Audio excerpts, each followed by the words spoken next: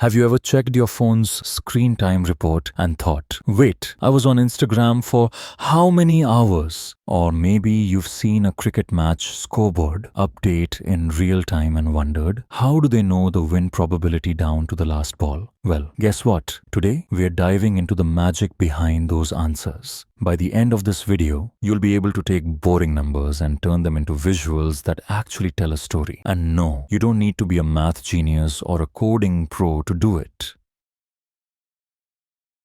You know that feeling when your phone gallery is full of random photos, some blurry selfies, 100 screenshots you'll delete later, and that one perfect picture you actually need right now?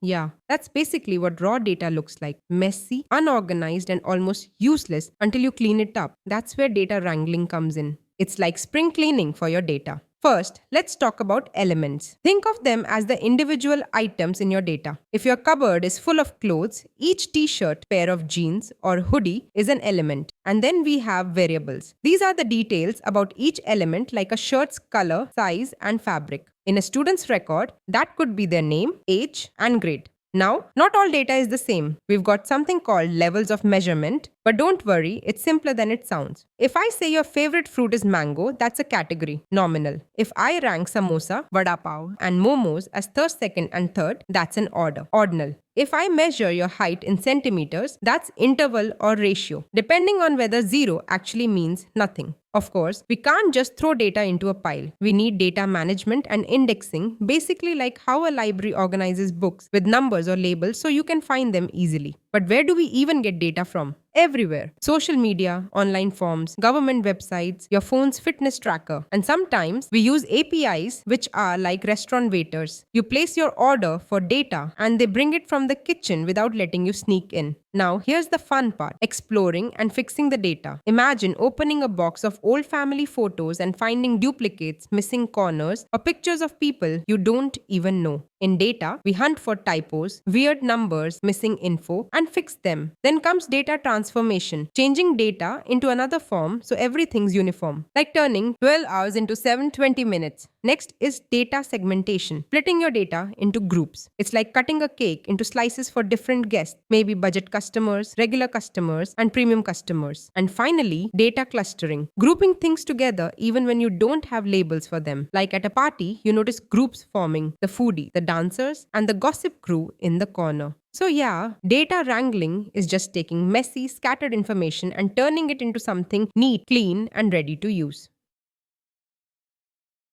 Ever opened your fridge, looked at all the random stuff inside and thought, what can I make out of this? That's basically exploratory data analysis, or EDA. It's the stage where you poke around your data to see what's inside, spot the patterns, and figure out what you can cook up with it. Now, before we start, data can come in different formats, just like food can come fresh, frozen, or in a packet. In data terms, it could be an Excel sheet, a CSV file, JSON from an API, or even text from social media comments. But here's the thing, you can't always look at every piece of data. Imagine you want to know the average height of all the people in Mumbai. Measuring every single person? Impossible. So instead, you pick a smaller group, a sample that represents the larger population. It's like tasting just one spoon of biryani to guess if the whole pot is good. EDA itself has types, and no, it's not like coffee flavors. It's basically two big categories. One, where you just summarize the data and look for patterns without making strict predictions. Two, where you dive deeper with statistical tests and calculations to confirm what you think you found. And how do we explore?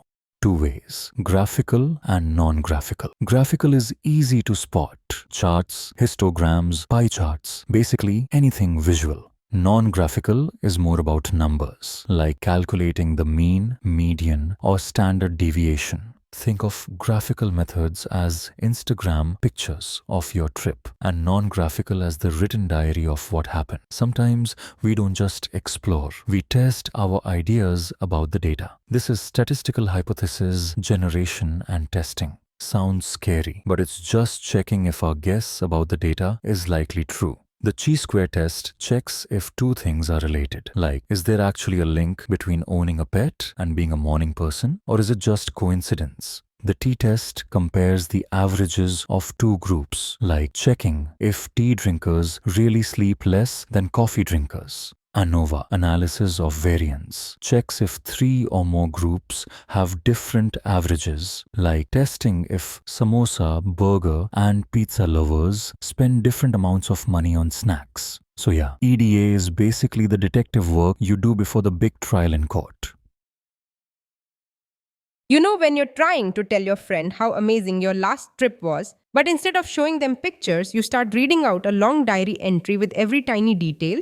Yeah, they'll be bored in 2 minutes. That's exactly what raw numbers do to people. They're like endless pages of text that no one feels like reading. That's why data visualization exists. It's the magic of turning dull numbers into something your eyes actually want to look at. It usually starts with getting the data and then bringing it to life visually. Sometimes you collect and show it at the same time, like when a smartwatch counts your steps and instantly shows your daily progress as a colorful little graph. You don't even have to wait. The story appears in front of you in real time. And honestly, this magic is everywhere in daily life. Think about stock market app with colorful price charts jumping around, or that cricket scoreboard that updates every ball. Even your fitness app proudly showing you how many calories you burned is a form of data visualization. Now, visualizations have a whole spectrum, starting from the most basic to the really advanced stuff. Imagine marking your location on Google Maps. That's a single data point in action. Picture your monthly electricity bill slowly creeping up. That's the story a line chart tells. Think about how you could compare your chai intake this week to last week. A bar chart would do it perfectly. And if you wanted to see how your whole day is split between sleeping, eating, working, and endlessly scrolling Instagram, a pie chart is your best friend. Area charts, those are like line charts, but with the space underneath shaded, so you get a sense of volume as well as trend. And then there's the fancier side of the spectrum. If you've ever seen those stock market charts with little bars showing how prices opened, closed, and moved, those are candlestick charts, the mood swings of the market in visual form. Bubble charts. Imagine circles of different sizes floating around to compare countries by population, economy, and happiness all at once. Surface charts look like 3D mountains and valleys, showing how values change in two different directions. Map charts paint entire regions in colors to tell a story, like those pandemic maps we all saw, where one look told you which areas were in trouble.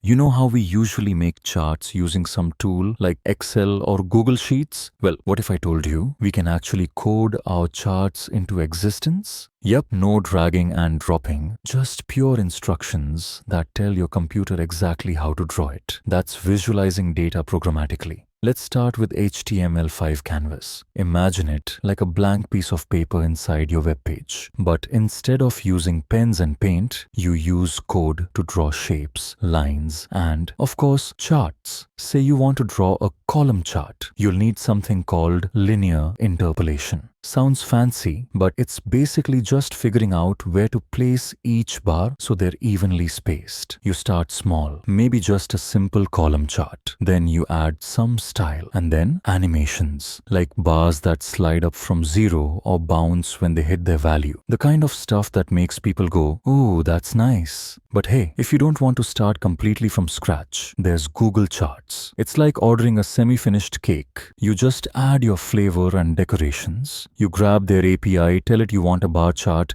feed it your data, and boom, chart done. Want a pie chart? Same deal, just pick pie. Now for the heavy hitter, D3JS. If HTML5 canvas is a blank canvas and Google Charts is pre-made templates, D3 is like giving you the entire art studio with every possible tool, but you have to know how to use them.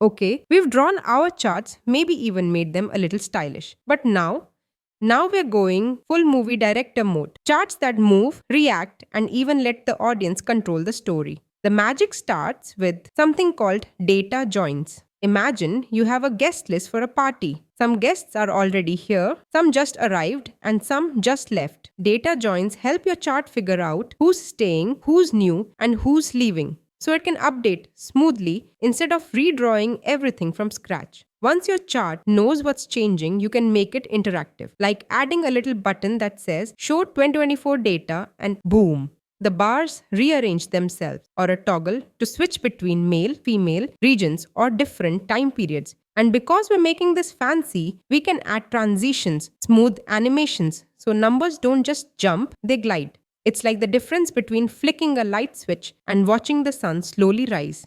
In the end, advanced data visualization isn't just about showing data. It's about making it dance, respond, and interact so people don't just look at it, they experience it. So, that was it for this video. If this helped you, like the video, drop a comment and share it with someone learning tech. And don't forget to subscribe and hit the bell icon.